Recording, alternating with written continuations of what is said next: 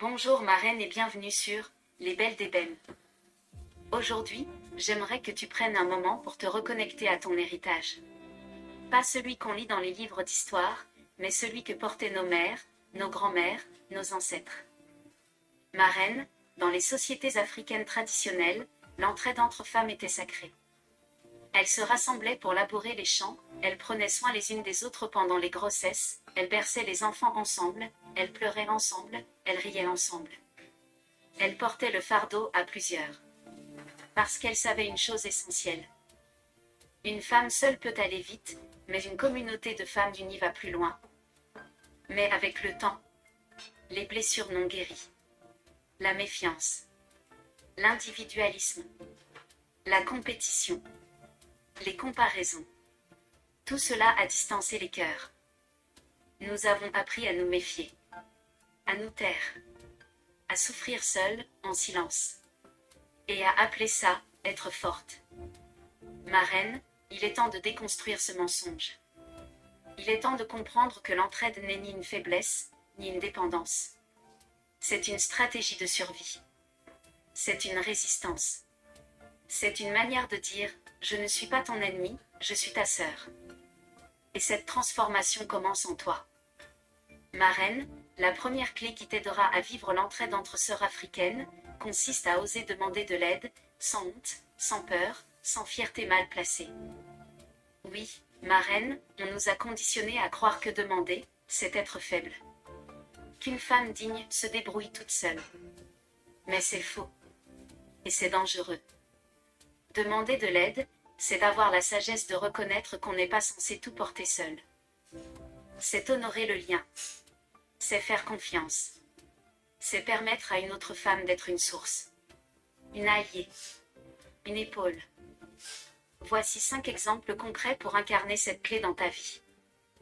Le premier exemple consiste à choisir une sœur en qui tu as confiance quand tu traverses une période difficile.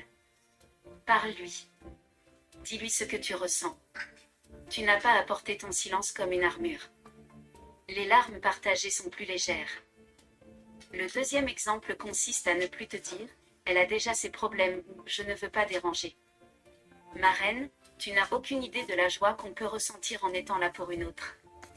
Demander, c'est aussi faire un cadeau à l'autre, celui d'exister pour toi.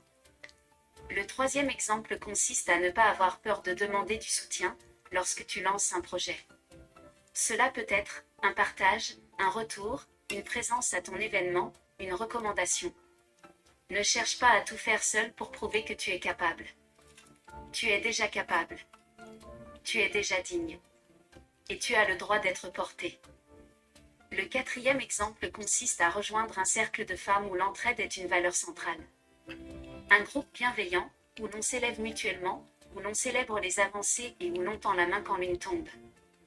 Le cinquième et dernier exemple consiste à surtout apprendre à dire ces mots simples et puissants « J'ai besoin de toi ». Ils ne sont pas un signe de faiblesse. Ils sont un pont. Un acte de foi. Un cri d'amour. Et une invitation à la solidarité vraie.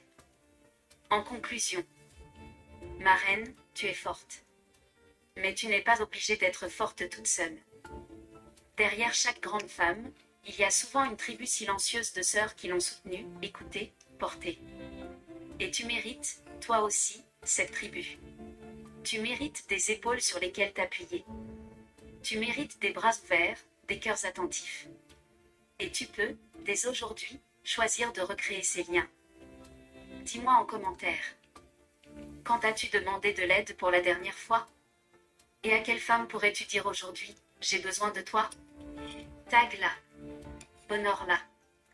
Remercie-la. Et partage cette vidéo à une sœur qui a besoin d'entendre qu'elle n'a pas à tout gérer seule. Mets ta main sur ton cœur, ma reine, et répète avec moi. Je suis une femme africaine qui n'a pas honte de demander, qui fait confiance, qui construit des ponts, et qui s'autorise à recevoir. Dis-le 7 fois.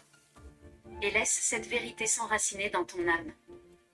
Ma reine, dis-moi en commentaire, que t'a apporté cette première clé? Quel poids t'a-t-elle aidé à poser? Quelle vérité a-t-elle réveillé en toi?